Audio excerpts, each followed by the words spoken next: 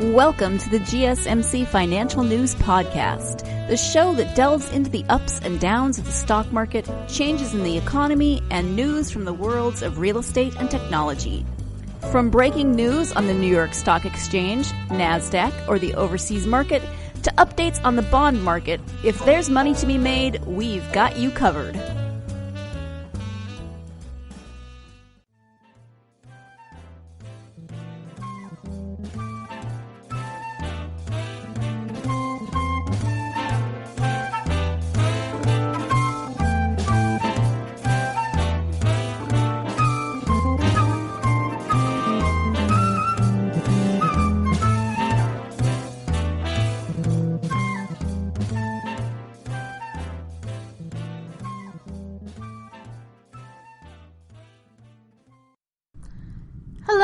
Hello. Welcome to the GSMC Financial News Podcast, brought to you by the GSMC Podcast Network. I'm your host, Virginia Lucci, coming at you live from my house in Montgomery, Alabama, a city rich in history but focused on the future. I'm really excited about today's show. As always, I'm starting off with the word on the street. I want to take a deep dive into the world of retail, too. The second half of the show, we're going to talk about the housing market and why it's so great and what you can do to get in on it. Our top 10 today is going to be my top 10 tips to get you the best mortgage. So this is definitely going to make you smarter. As always, I'm start off with my disclaimer. I am not providing any legal, financial, or tax advice. The show is for entertainment purposes only.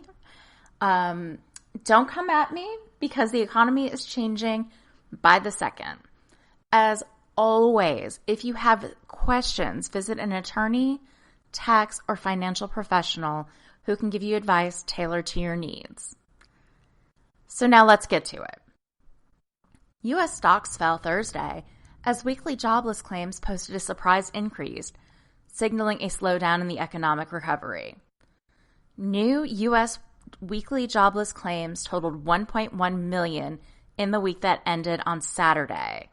This was all according to a report by the Labor Department issued on Thursday. This came in well above economists' consensus estimate of 920,000 and snapped a 2-week streak of declines. So that's really not the best news in the world. With that, here's where the U.S. indexes stood shortly after the opening bell on Thursday. The S&P 500 was at 3,365.29, down 0.3%.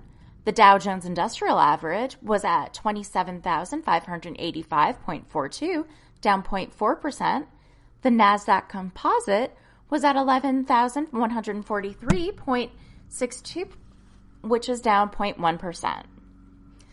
So let's look at what's going on in the Labor Department. The labor market report came as investors continue to await signs that the next round of coronavirus aid will move forward in Washington. Democrats and Republicans are still deadlocked. And I honestly don't think we're going to see anything soon. Because Congress has other fires to put out, like what's going on with the Postal Service. So let's watch it and see what happens. Thursday's decline followed a late-day sell-off on Wednesday that was triggered by the Federal Reserve minutes showing that the group thinks the recovery from the pandemic recession is going to require more government support. More on that later. Hussein Syed, the chief market strategist at FXTM, said that the fact that the Fed appeared reluctant to step up further stimulus efforts imminently disappointed the bulls who were expecting further clues on the trajectory of monetary policy. So basically, he was disappointed that the Fed isn't going to step in and help us a little bit more. The latest read on the labor market suggests that the recovery is really losing steam. The Labor Department's weekly jobless claims report was at 1.1 million, which is above the original estimates of 920,000. And analysts have been hopeful that claims would go below 1 million again for the third straight week since the start of the pandemic, but that didn't happen. And the numbers are still well above the pre-pandemic record of 665,000. And that was back in March of 2009, the real height of the Great Recession. So those numbers don't look great. Let's just be real about it. The new net jobless filings are rising again, which means that the economy is not out of the woods. Yet many businesses across the country are still in full or partial shutdown and unable to pay all of their employees or make the mortgage or rent and keep the lights on. Chris Ropke, chief financial economist at MUFG Union Bank, said in an email that the stock market rally on confidence the worst of the recession is behind us is premature. Cue the sad trombone. Workers in only a handful of states may soon see a $300 a week bump in their unemployment benefits. We talked about this a couple weeks ago, that the president issued an executive order which gave an additional $300 per week to unemployed Americans. The federal government has approved funding for only 11 states.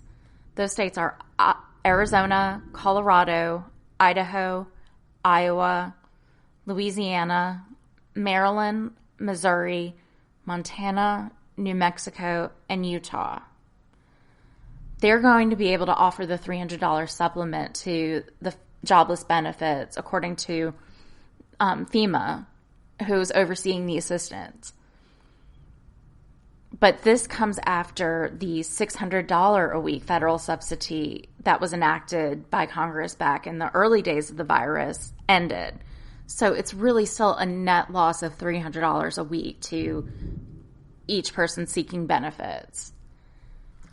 No word on if any other states have or haven't committed to offering the $300 federal subsidy, which is eventually going to come out of their budgets. Officials have cited costs, legal, and administrative concerns. Those receiving the benefits will receive pay retroactive to the week of August 1st, according to FEMA. Arizona started dispersing the $300 payments to unemployed workers on Monday, according to Brett Bezos, a spokesman for the Arizona Department of Economic Security. The state paid a total of $75 million to about 250,000 people receiving state unemployment insurance or pandemic unemployment assistance, he said. The exact timing is unclear in other states, though. States still must figure out how to administer the funds and adjust their systems accordingly.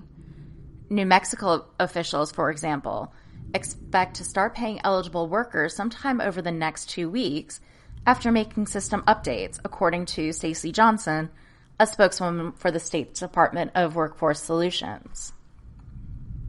South Dakota isn't applying for the assistance, according to Governor Kristi Noem. Alaska officials plan to file an application on Wednesday, according to a spokeswoman with the Department of Labor and Workforce Development. For those eligible for this $300 bump, FEMA estimates state that they will be able to pay out the states will be able to pay out the assistance by August 29th on average. That's still a really long time to have to wait. But it may even take longer, perhaps at least well into September, according to unemployment experts. So it's going to be a struggle to hang on because, for one, the aid isn't technically unemployment insurance. That means officials must build out an entirely new system that interacts with the current unemployment framework. Plus, there are restrictions that may prove complex relating to the administration. So for people that are getting less than $100 a week in unemployment benefits, they aren't eligible for the $300 federal subsidy, for example. That could omit around 1 million people by some estimates. The supplement comes on top of the weekly assistance states pay. So FEMA said that they will keep an update on its website. So check that out and make sure that you get the benefits when you're eligible. In other news, American Airlines said Thursday it plans to cut service to 15 small U.S. cities with low demand in October after terms of the federal aid requiring the flights expires. American and the other U.S. passenger carriers that accepted portions of $25 billion in federal payroll support were required to maintain minimum levels of service through September 30th. So Americans cutting ties as soon as that is expired. They're cutting service to airports in Del Rio, Texas, Dubuque, Iowa, Florence, South Carolina, Greenville, North Carolina, Huntington, West Virginia, Joplin, Missouri, Kalamazoo, Battle Creek, Michigan, Lake Charles, Louisiana, New Haven, Connecticut, New Windsor, New York, Roswell, New Mexico, Sioux City, Iowa, Springfield, Illinois, Stillwater, Oklahoma, and Williamsport, Pennsylvania. Unfortunately, air travel demand has plunged because of the pandemic, as concerns about the virus and being enclosed in a den of disease inside an airplane is keeping people home. The number of people flying has increased from more than a 5-decade low hit in April, but really is not where airlines want it to be. Federal data show the Transportation Security Administration screened an average of 708,000 people a day this month, down from 71% a year ago. American shares were down 1.6% in pre-market trading on Thursday. So this seems pretty grim. We've got unemployment, we've got major airlines shutting down. So why is there this impression that the economy is, and the market more specifically, is going well? Well, even though there was a short slide on Thursday to open the market, the S&P 500 stock index reached an all-time high this week. All of this despite the global pandemic and the unemployment. So how does this even happen? As irrational as it may seem, here's the way investors are rationalizing the bullish stock market to themselves. We don't know if this is going to be true or if this is just theoretically, but we'll see. So they first look at it and see that the stock market is forward-looking. So they're betting on what the economy is going to look like in 12 or 8 to 18 months from now, which hopefully is going to be a world that is more open and hopefully coronavirus free. We don't know. So they've got reason to be optimistic. The second, and I think probably the most important thing here, is that the big are getting bigger. Much of the stock market success has been a result in the run-up of value of the few big technology companies, Apple, Amazon, and Microsoft, that make up a really big share of the index. Retailers like Walmart and Home Depot are still growing, in part because small businesses have closed, allowing the bigger companies to take an even bigger share of the market. And investors are also betting on the vaccine because we see headlines daily about this new company or that new company is in stage 3 of clinical trials. So we've got people who not only want to invest in the overall market, but we have people who are investing in pharmaceutical companies that are trying to come up with vaccines. And then investors are also saying that this is really the only game in town because the Federal Reserve continues to print money. Investors don't want to be in cash or bonds, which are losing value. So they put their money in the stock market or in gold, like Warren Buffett did. And investors are also more confident than I am that Congress is going to come up with a relief package. So yeah, we'll see if that happens. I'm hopeful, but not very. According to CSNBC's Jim Cramer, we've had a magnificent V-shaped recovery in the stock markets, but the stock markets are not a great reflection of the broader economy anymore. You don't need to be a rocket scientist to figure this out, he said. Just look at the stocks that have brought us to these levels. They're not the recovery plays. In fact, they are the opposite. They are stocks that tend to do well because of what we call secular considerations. He's talking about digitation, shorthand for cut the fat. As Cramer sees it, it's not classic recovery stocks like industrials, retail, or banks pushing the indexes higher, but the tech stocks, the Apple, Amazon, and Microsoft. The winners in this market are the companies that are most divorced from the underlying economy. Cramer said on his Mad Money show on Tuesday, the actual economy is really in a precarious shape, especially now that the government stimulus package has run out and Congress went home for the summer rather than trying to come up with a replacement. And with that, great news. I'm going to take a quick break. On our next segment, if you stick around, we're going to talk about the retail market. And don't forget to tune in to our top 10 at the end of the show, which is going to give you my top 10 tips to getting a good mortgage. So stick around.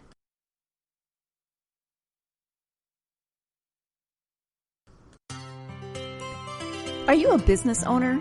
Someone interested in the latest news that might affect your business?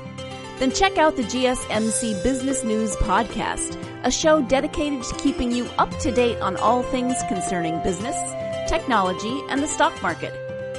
Get a head start on the day as we keep you updated on the latest goings-on Wall Street, money, jobs, and technology. The GSMC Business News Podcast has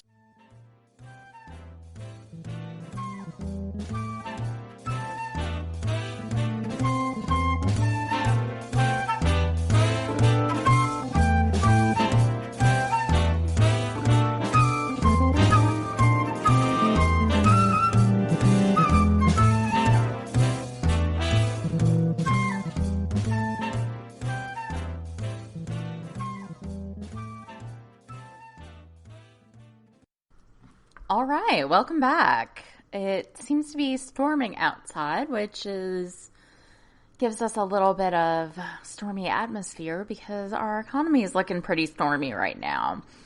In our last segment, we talked about what the week on Wall Street looked like, and it looks like it's a little bit of a mess.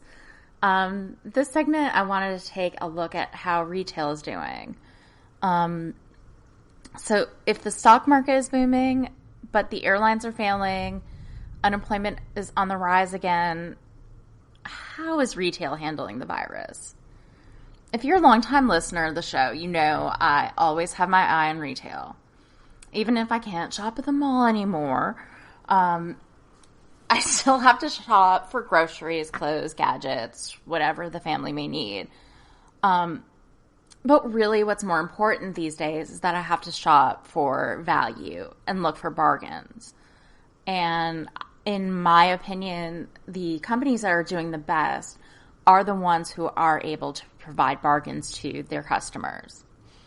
Sluggish economic activities compelled many companies to adopt pay cuts and curb employment, which in turn affected customers' spending abilities and put pressure on retailers.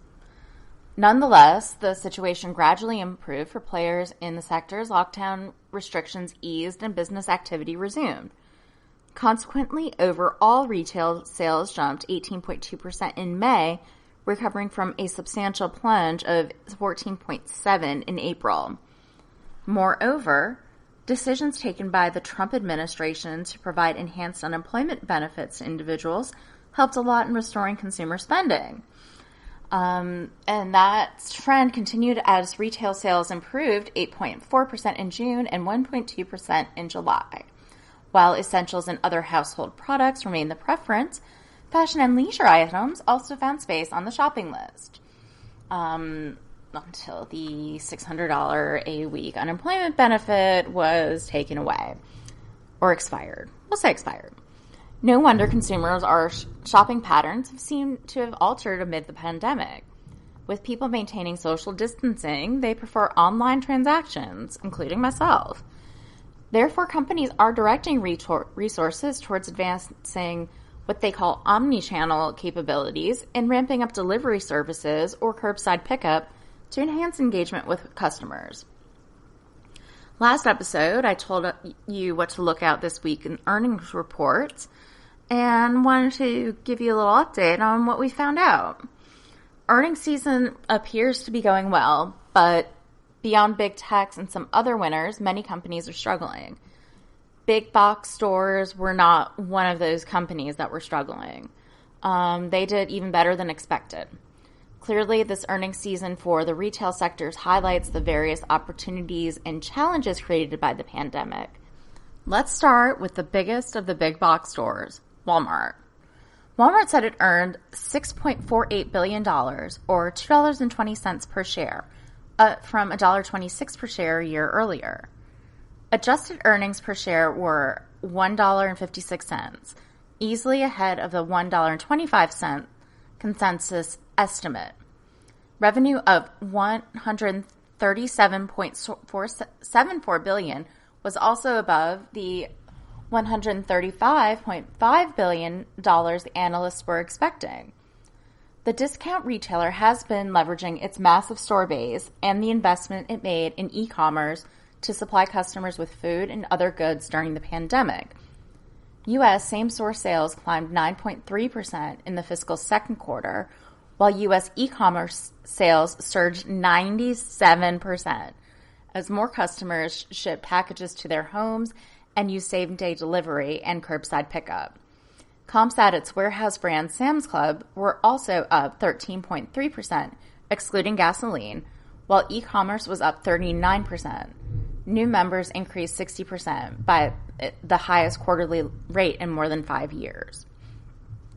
Walmart International sales climbed 1.6% to $29.6 billion, excluding the effects of currency fluctuation.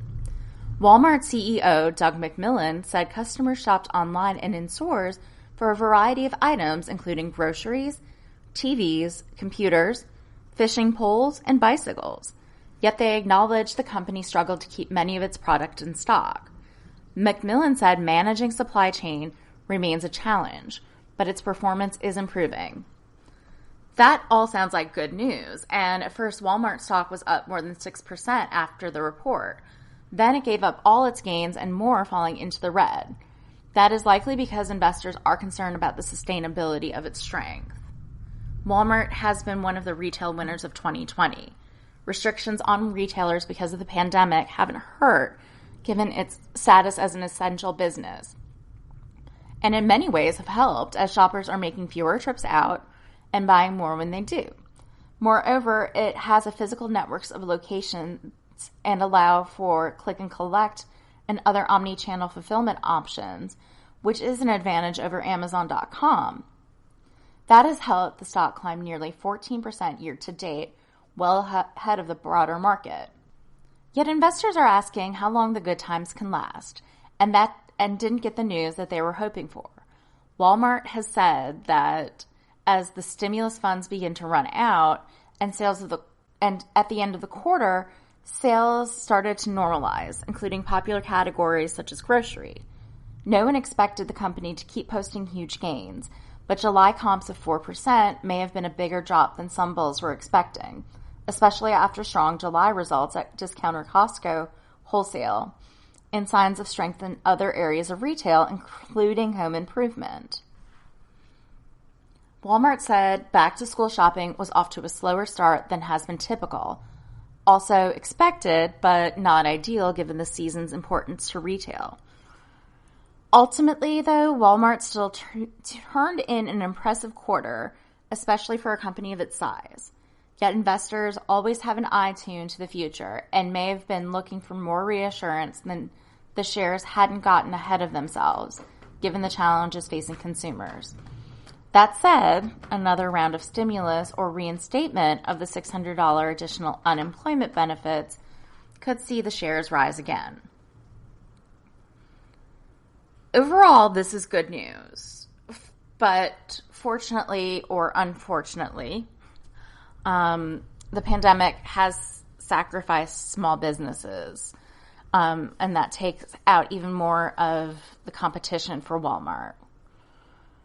But in my opinion, people were spending stimulus money, buying things that were not necessities, so that really helped give a punch to the economy. But without another stimulus, I think that retail may be in more trouble than what we're seeing, especially with Black Friday coming up. Walmart Chief Financial Officer Brett Biggs told CNBC that the retailer could get another bounce if there's another stimulus. He said that the stimulus was definitely impactful to the consumer in the second quarter, and we're watching what's going on in Washington and how we're going to progress with a new stimulus package, he said. I think certainly it would be helpful for consumers. Well, yeah. However, he said families may pull back or spend differently during back-to-school season as students prepare to learn remotely or go to school just a few days a week. Compared with previous years, he said the pandemic has made back-to-school a little more uncertain and a little more choppy. And I think that goes for everybody who's trying to either go back to school or send kids back to school. Walmart did not provide a financial outlook for the rest of the year, which I don't really think they could because we don't know. It withdrew guidance in the first quarter, saying that many factors could change its performance, including additional government stimulus, the level of consumer confidence, and the length of the pandemic. So, again, we just don't know what our future is really going to be. Similarly, Target's second quarter earnings statement showed tremendous growth. Target on Wednesday blew past every forecast on Wall Street for its fiscal second quarter as it attracted millions of new customers online, setting a record for same-store sales that drove profits by an eye-popping 80.3% to $1.7 billion. Sales online and at stores for at least a year climbed by 24.3% during the quarter that ended on August 1st, an all-time high for the retailer. Same-store sales climbed by 10.9%, while the company's digital sales nearly tripled from a year earlier. Shares were up by nearly 13% Wednesday afternoon. It reached a 52-week high of $154.69, bringing the company's market cap up to about $77 billion. CEO Brian Cornell said on a call with reporters that the retailer's mix of merchandise and online options resonated with consumers who sought out safe and convenient ways to shop in the midst of the pandemic. The company benefited from its designation as an essential retailer during lockdowns that forced other competitors to close. Throughout the year and over the last few years, they've built a tremendous trust with their guests. The CEO said that the relationship with the customers has been one of the big drivers behind their success. During the second quarter, Target shopping traffic picked up. Consumers filled up their baskets with more items. Even beauty and apparel sales were strong. Sales were also up across all 5 of Target's merchandise categories. The retailer reported its strongest sales in electronics, which was up by more than 70% over a year earlier as customers bought home office items and video games because we're all staying at home. Home and beauty grew respectively by more than 30% and 20%. 2 categories, food and beverage essentials, were up about 20%.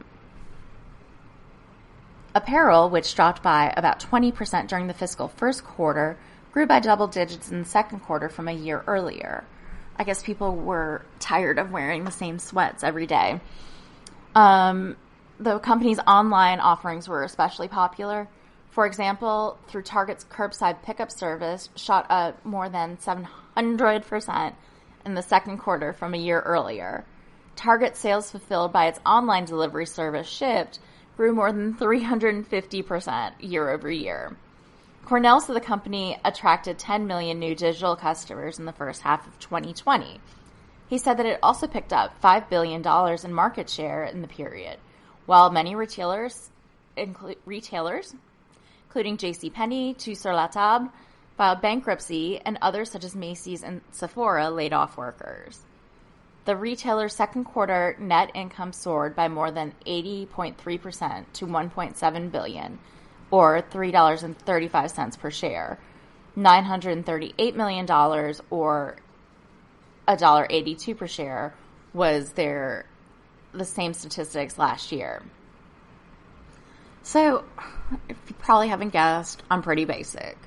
I like going to TJ Maxx and Marshalls to find deals I can brag about. But I haven't been going as often since the virus really started. TJ Maxx's earning report was released Wednesday and was very disappointing. Wall Street expected a 9-cent per share loss from TJX, according to Zacks Investment Research. Revenue was seen sliding 29% to $6.92 billion. The results were a loss of 18 cents a share on revenue of $6.68 billion. TJX reported open-only same-store sales fell 3% overall, with Marmaxx down 6%, HomeGoods up 20%, TJX Canada down 18%, and TJX International down 1%. Following an early surge of strong demand and soon after reopening, traffic and sales moderated from Q2 and into Q3, according to the company. Management said in May it had seen very strong sales in reopened stores, but warned that the path ahead was really uncertain. Best Buy's earnings report is coming out on the 25th, and I'm really looking forward to this one because, honestly, I've had such a great experience shopping at Best Buy since their stores reopened. They're really doing a great job of crowd control, checking in with each customer that comes in the door. They have masks for your customers and hand sanitizer everywhere. So I actually feel safe shopping at Best Buy. Wall Street expect a year-over-year decline in earnings on higher revenues when Best Buy reports its results for the quarter that ended in July 2020. While this widely known consensus outlook is important in gauging the company's earning picture, a powerful factor that could impact its term stock price is how the actual results compare to these estimates. The stock might move higher if these key numbers top expectations in reporting in the upcoming earnings report, which is expected to be released on the 25th. On the other hand, if they miss, the stock may move lower. This consumer electronics retailer is expected to post quarterly earnings of 99 cents per share in its upcoming report, which represents a year-over-year change of a loss of 8.3%. Revenues are expected to be $9.67 billion, up 1.4% from a year ago.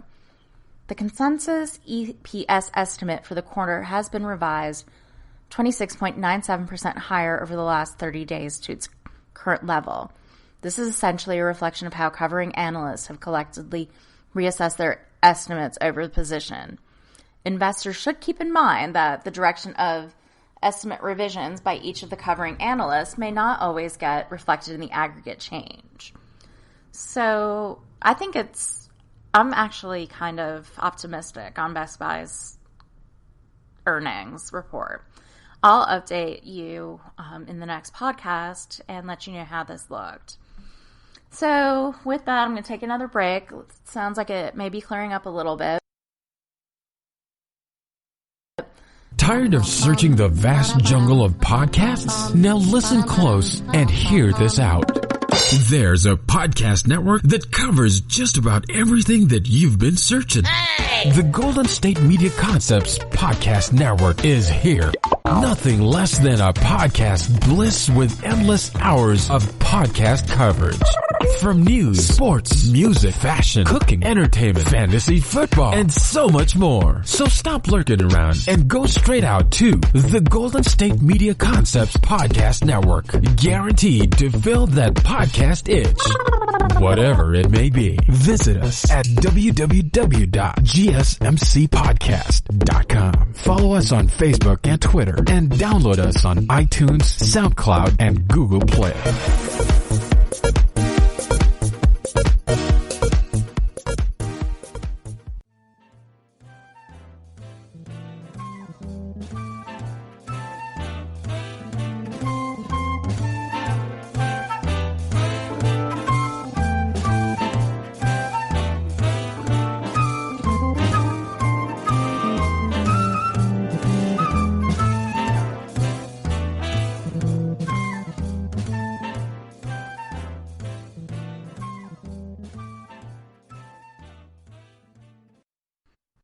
All right, welcome back.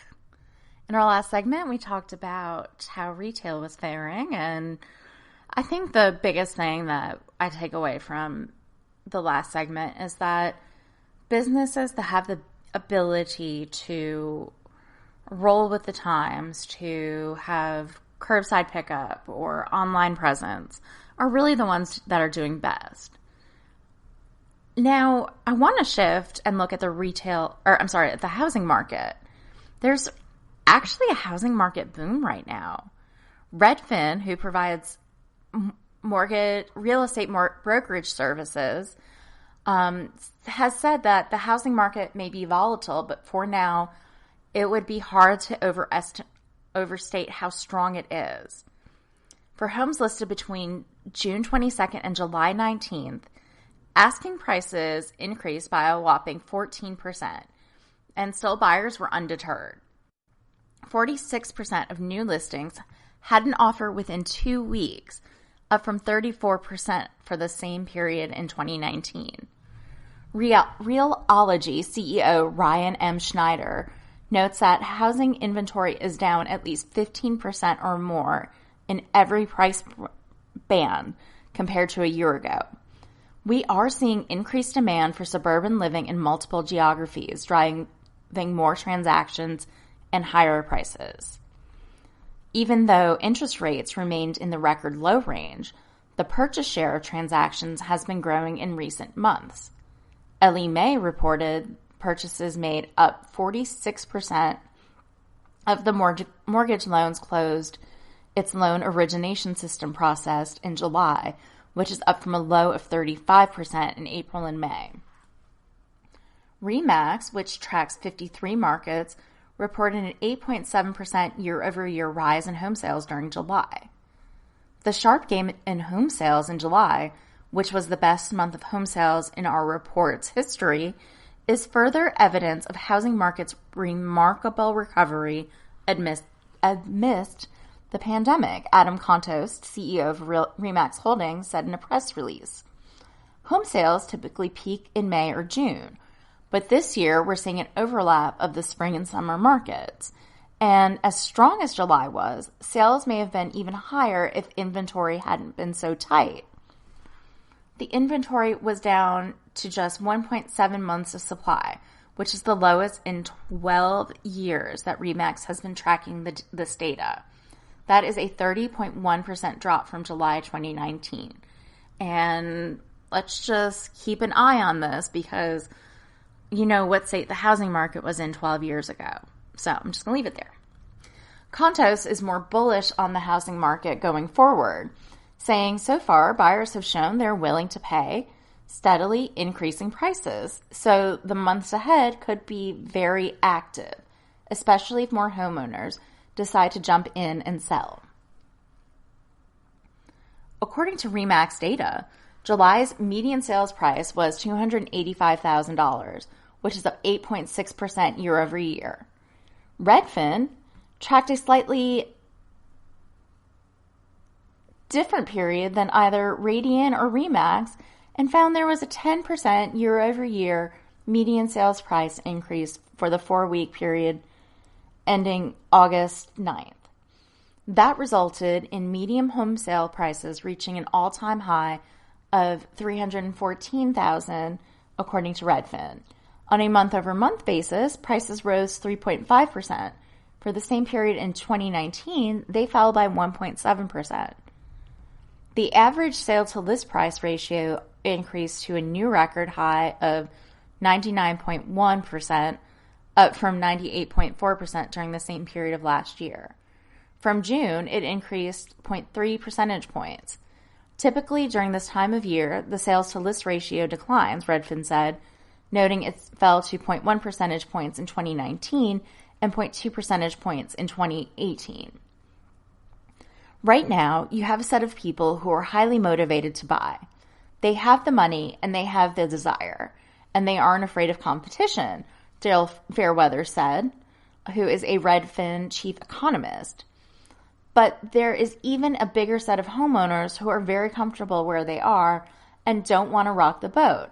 Some simply don't want to deal with the hassle of moving during a pandemic and facing competition when they buy. Ironically, the GSE's adverse market fee on refinancing could relieve the inventory shortage, Redfin said. It postulated that homeowners that want to take advantage of low mortgage rates would list their current property and look for a new one instead of getting a refi. Of course, this could also lead to more demand for homes when those sellers are ready to buy again. An easy reason for this is that we are changing our way of thinking as a society. The coronavirus has really changed the way the Americans are viewing their living spaces as well.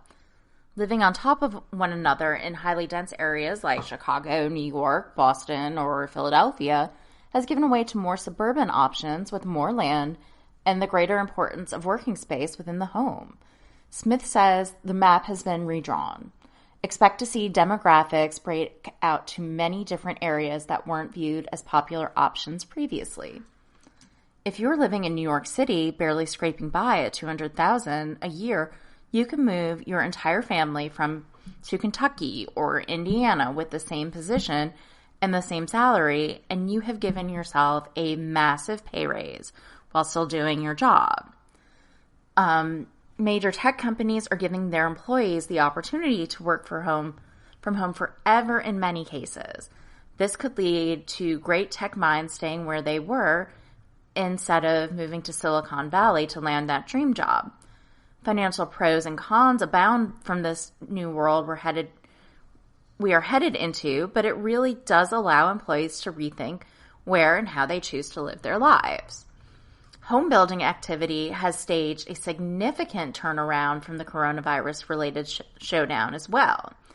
U.S. home builders began constructions on home at a seasonally adjusted annual rate of $1.496 million in July, up 22.6% from the previous month and 23.4% from a year ago, the U.S. Census Bureau reported Tuesday. The pace of home building is now 7% down from the pre-coronavirus high. And if it was not storming right now, you'd be hearing the construction that's going on in the neighborhood behind my house. It's still really growing, but I think a lot of these builders got some PPP loans and have been able to use that money to purchase more property or to purchase goods and supplies to build their next neighborhoods.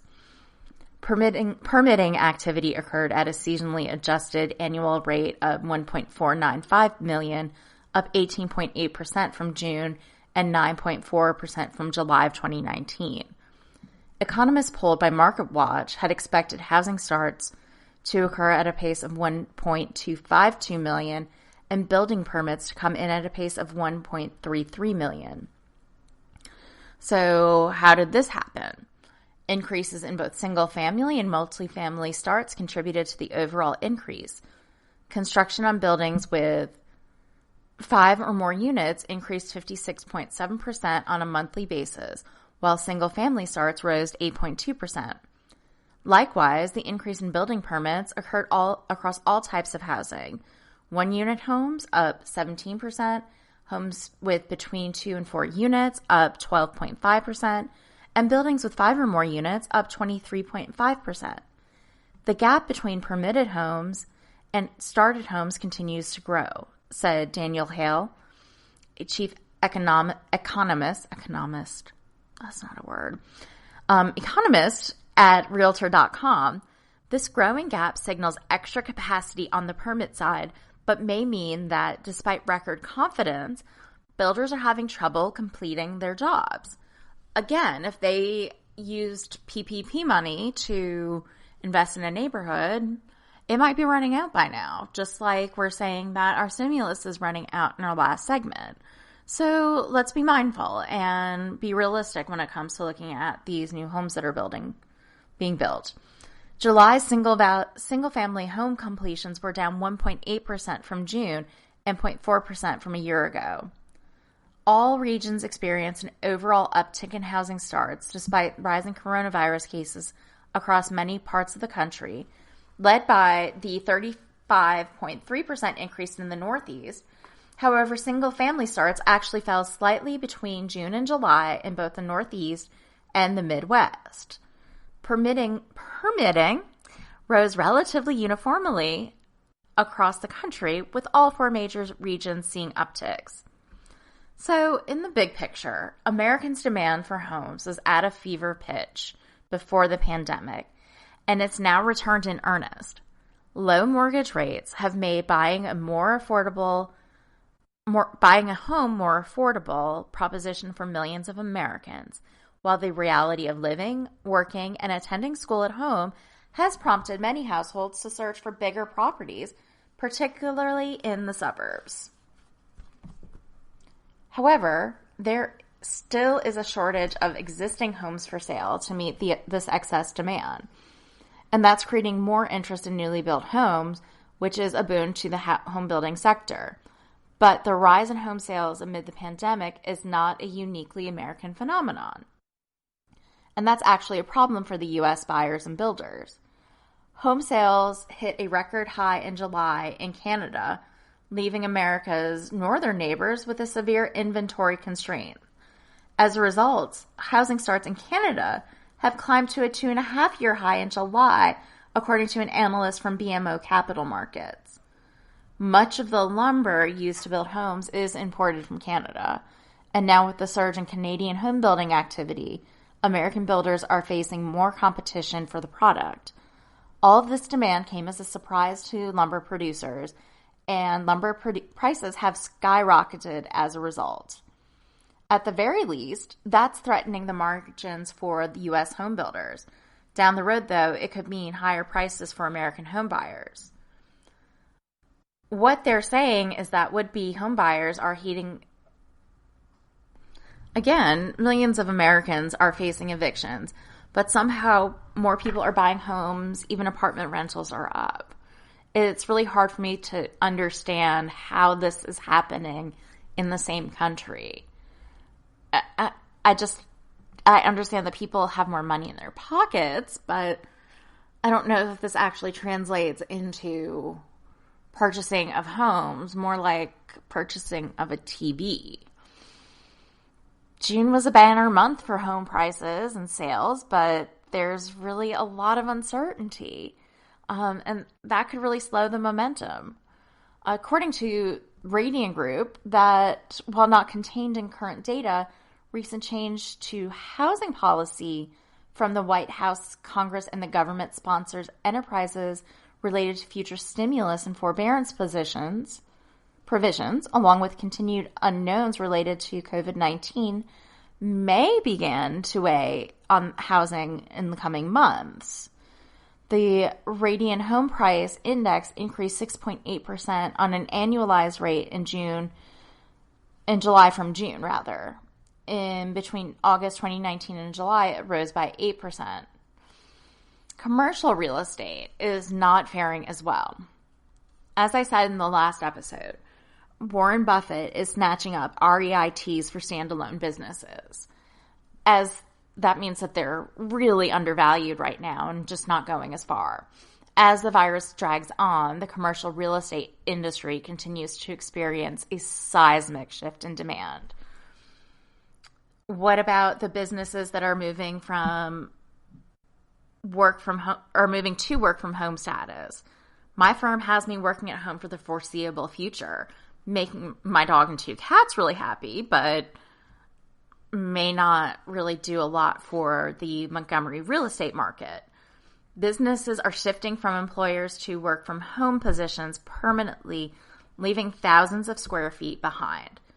John Smith, an independent wealth management advisor of Strategic Wealth Designers, says this COVID change is one that's here to stay. The commercial real estate industry has been under the radar during this 2020 corona-stricken year, but it's hurting badly, Smith said. As bad as the coronavirus has been for the economy, for the employee, their freedom may never have become more great. From Seattle to Denver to New York City, companies are ending leases or downsizing their physical footprint. Outdoor and Adventure Store REI just completed a brand new headquarters but announced they would be selling the building to permanently have employees work from home. Smith says in the near term, these types of transactions will eventually have a negative impact on the stock market. The stock market likes growth and it likes sustainability. It likes consistency. Right now we have a contraction. Small business owners trying to hang on in uncertainty surrounding the virus as well as the election. Many will find that their companies can have a portion, if not all, their employees working from home, and it will save a company and the employees a large chunk of money at the same time. So it's really a mixed bag, but I think home buying right now is, if you've got the money and you can move out of your high rent apartment to a large sprawling home in the suburbs, a lot of people are going to do it. So that makes sense. But with things that are so uncertain, I don't see this sustainable. So I'm going to let that be the last word, and I'm going to take another quick break. When we come back, if you can take advantage of this, you're going to want to listen to my top 10. Do you work in the world of marketing and advertising? Are you a media buyer or the owner of an agency? Have you been looking for a podcast to help stay on top of all the goings on of those worlds? The GSMC Marketing News Podcast is dedicated to keeping you up to date on all things concerning marketing and advertising. Get the latest marketing news, from what major businesses have planned for the coming year to the newest trends in advertising, from podcasts, digital and streaming, to the old standbys of radio, television, and billboards. The GSMC Marketing News Podcast has you covered, whether you're a marketing agent or a business trying to expand your brand.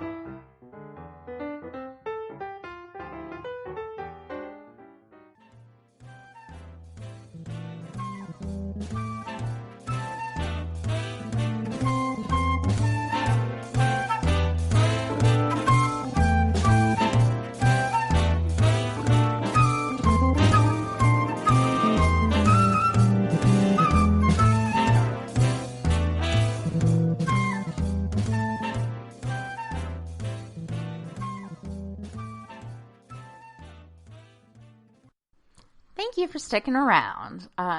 We just talked a little bit about the housing market boom. And if you're lucky enough, you can participate in that. Getting a good mortgage can mean the difference between looking for a 2-bedroom or a 3-bedroom, a big yard or a townhome. So it's really important to get the best bang for your buck. As of Wednesday, the average contract interest rate for a 30-year fixed-rate mortgage with conforming loan balances of $510,400 or less increased rather abruptly to 3.13% from 3.06%. Points including the origination fee rose to 0.36 from 0.33 for loans with a 20% down payment. Positive economic data reported last week on retail sales, as well as a large U.S. Treasury auction, drove mortgage rates higher to their highest level in 2 weeks, said Joel Kahn, an MBA economist. The rise in rates caused refinance demand to drop 5% for the week, but was 38% higher than a year ago. That annual gain continues to shrink. Last month, refinance demand was more than 100% higher than it had been a year ago. And I'll tell you confidentially, because you're my listeners, that last month was really a good time to refinance. Just gonna say it. The difference now is that the interest rates are narrowing the gap to where they were a year ago. While they were a full percentage point lower annually last month, they're now 77 basis points lower, making fewer borrowers able to benefit from a refinance. Mortgage applications to purchase a home increased just 1% for the week, but were remarkable 27% higher compared with a year ago. So that would track with what we were talking about in our last segment. This marks 3 straight months of annual gains for purchase applications. So getting a mortgage is probably one of the most stressful events people go through. I remember when we were getting ready to buy our house that it was constant on the phone and trying to do research on our own and talking to our realtor, who happens to be my sweet sister-in-law, and figure out where we could go, what our best deal was, and it was really stressful. The mortgage process just requires a lot of paperwork and patience. So I'm going to give you 10 mortgage tips that will help your loan run smoothly and will give you your best rate. Tip number 1 is to check your credit report for any errors. You can get your credit report once per year at www.annualcreditreport.com. I'm going to say that again, make sure you remember this, and I'll put it in the show notes and on Twitter. It's www.annualcreditreport.com. Review your credit report to make sure there are no errors, such as wrong addresses, wrong phone numbers, or accounts that don't belong to you. If you find an error on your credit report, contact the 3 credit bureaus and ask them to correct your mistakes. Tip number 2 is strengthen your credit. It's just a little different than the advice in number 1. So your credit score is what tells lenders how much you can be trusted to repay your mortgage on time. And then the lower your credit score, the more you'll pay in interest. So you'll end up spending more over the course of the loan. Having a strong credit history and credit score is important because it means you can qualify for favorable rates and terms when applying for a loan, says Rod Griffin, Senior Director of Public Education and Advocacy for Experian, one of the 3 major credit reporting agencies. To improve your credit, Griffin recommended these tips. Make all of your payments on time and reduce your credit card balances. Bring any past due accounts current if possible. Again, review your credit report at annualcreditreport.com, as well as your credit score. I get it from my bank, at least 3 to 6 months before applying for a mortgage. When you receive your credit score, you'll get risks of top factors impacting your score, which can tell you what changes to make to get your credit in shape. And number 3, know what you can afford. It's fun to fantasize about a dream home with all the trimmings, but you really shouldn't try to buy what you can't afford. Most analysts believe you should not spend more than 30% of your gross monthly income on home-related costs. This, according to Cadestrania Bardos, Associate Professor of Finance at Fairfield University in Fairfield, Connecticut. Bardos says one way to determine how much you can afford is to calculate your debt-to-credit ratio, or your DTI. This is determined by summing up all of your monthly debt payments and dividing that by your gross monthly income. Fannie Mae and Freddie Mac loans accept a maximum DTI ratio of 45%. If your ratio is higher than that, you might want to wait to buy a house until you reduce your debt, Bardos suggests. Andrea Roche, a Bakersfield, California-based finance expert, says it's essential to take into account all of your monthly expenses, including food, healthcare, medical costs, childcare, child support, transportation, vacation and entertainment expenses, and other savings goals. The last thing you want to do is get locked into a mortgage payment that limits your lifestyle flexibility and keeps you from accomplishing your goals. You can determine what you can afford by using Bank Rates Calculator, which factors in your income, monthly obligations, estimated down payment, the details of your mortgage, like interest rates and homeowners insurance and property taxes. At number 4, build your savings. To be able to afford your monthly housing costs, which will include payments towards the mortgage principal, interest, insurance, and taxes, as well as upkeep, you should prepare to salt away a large sum. Your first savings goal, however, should be your down payment. Saving for a down payment is crucial so that you can put the most money down, preferably 20% to reduce your mortgage loan, qualify for a better interest rate, and avoid having to pay private mortgage insurance. One general rule of thumb is to have the equivalent of roughly 6 months of mortgage payments in a savings account, even after you fork over the down payment. Don't forget that closing costs, which are fees you'll pay to close the mortgage, typically run between 2% and 5% of the loan principal. You'll generally need around 3% of the home's price for maintenance and repair costs annually. Overall, just aim to save as much as you can until you reach your desired down payment and reserve savings objectives. Start small if necessary, but remain committed.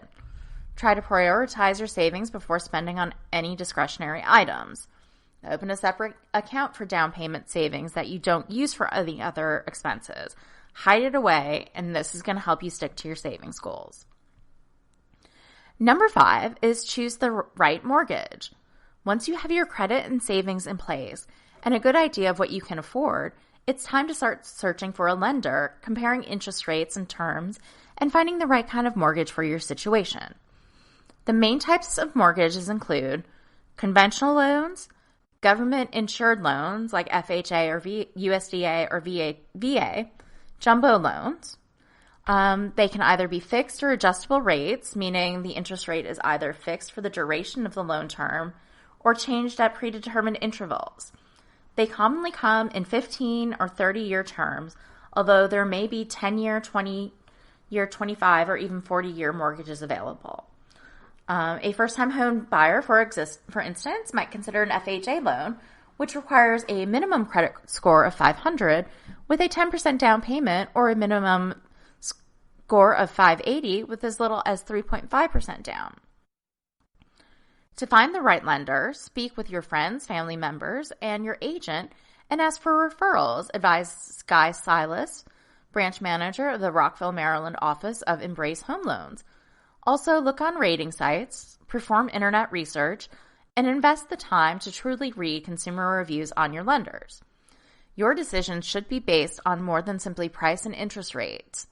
You will rely heavily on your lender for accurate pre-approval information, assistance with your agent in contract negotiations, and trusted advice. Remember that interest rates, fees, and terms can vary substantially from lender to lender. That's why it's important to shop around carefully and ask questions. And I personally don't like adjustable rate loans. I think that you can get yourself in over your head in with a fixed adjustable rate loan, because you really never know what your mortgage payment is going to be from month to month, because they can raise that rate. At number 6, get pre-approved for a loan. Early in the process, it is a good idea to get pre-approved for your mortgage. With a pre-approval, a lender has determined that you're creditworthy based on your financial picture and has issued a pre-approval letter indicating it's willing to lend you a particular amount for a mortgage. Getting pre-approved before shopping for a home is best, because it means you can place an offer as soon as you find the right home. Many sellers won't entertain offers from someone who hasn't already secured a pre-approval. Getting pre-approved is also important because you know exactly how much money you're approved to borrow. A lot of realtors won't let you see houses if you don't have the pre-approval letter. So in certain markets, it's absolutely crucial to home buying.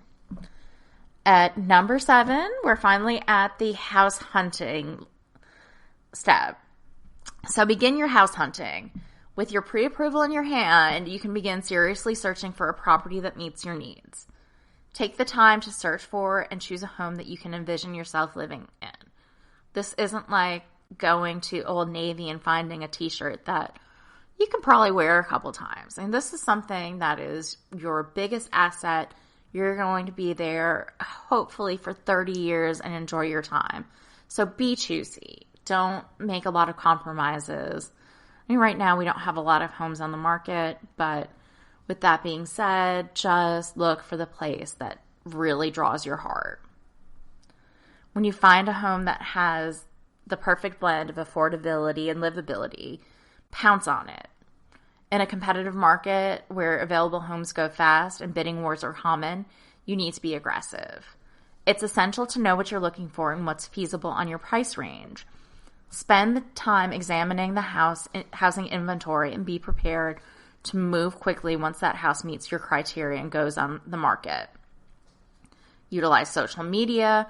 Ask your agents for leads on homes that are going to the market before they're actually listed on the MLS. So get on it when you find your dream home. At number 8, your next step is to submit your loan application. So you found your dream home. You're ready to complete your mortgage application. These days, most applications can be done online, but sometimes you have to have a loan officer walk you through it over the phone or in person. The lender may require you to submit several documents and information, including recent tax returns, pay stubs, and other proof of incomes like bonuses, commissions, overtime, Social Security, any other home sales that you're relying on. They want your employment history for the past 2 years, financial statements from your bank, and other assets such as retirement accounts or CDs. The lender will also pull your credit card report to verify your credit worthiness. So you didn't get your pre-approval letter and then go nuts spending thousands of dollars on, I don't know, put it all in Bitcoin. I don't know. Number 9 is probably the most anxiety-inducing part of this process, is waiting for the underwriting process to finish. Even though you may be pre-approved for the loan, that doesn't mean you'll ultimately get financing from the lender. The final decision will come from the lender's underwriting department that evaluates the risk of each prospective borrower and determines the loan amount and how much the loan will cost and more. After all of your financial information is gathered, this information is submitted to an underwriter, a person or committee that makes credit determinations, explains Bruce Allion, an Atlanta-based real estate attorney and realtor. That determination will either be yes, no, or a request for more information. There are a few steps involved in the underwriting process. First, a loan processor will confirm the information you provided during the application process. After you make an offer on the home, the lender will conduct an appraisal of the property to determine whether the amount in your offer is appropriate. The appraised value depends on many factors, including the home's condition and comparable properties or comps in the neighborhood. A title company will conduct a title search to ensure the property can be transferred, and a title insurer will issue an insurance policy that guarantees the accuracy of the search. Finally, you'll get a decision from the underwriter. Approved with conditions, suspended, meaning more documentation is needed, or denied. And at number 10, we've got closing on your home. Once you've been officially approved by your mortgage, you're nearing the finish line. All that's needed to complete the closing, which is when you'll pay your closing costs. The closing process differs a bit from state to state or even from lender to lender.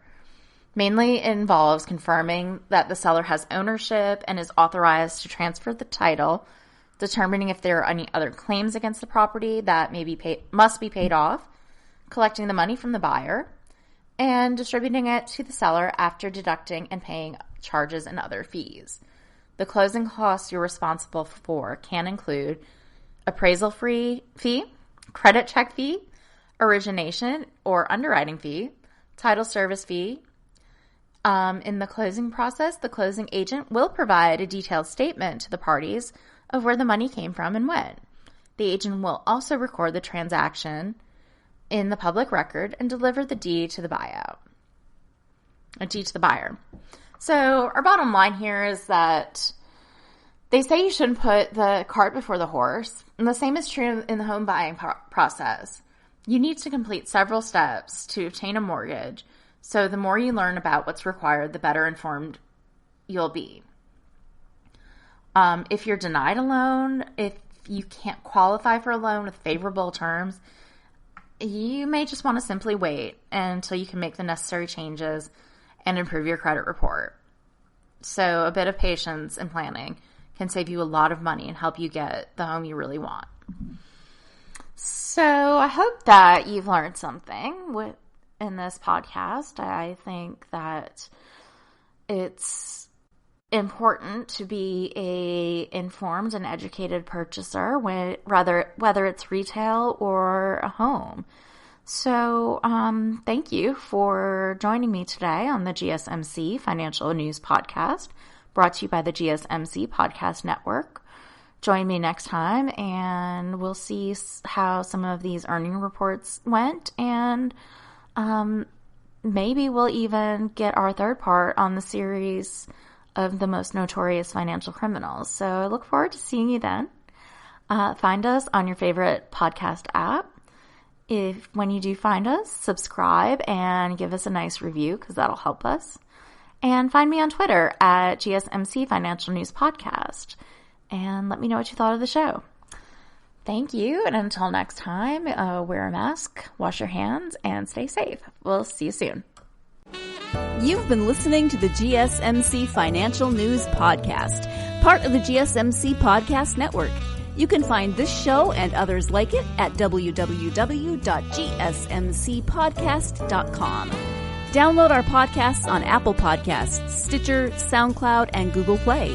Just type GSMC into your favorite podcast app to find all of the shows from the GSMC Podcast Network.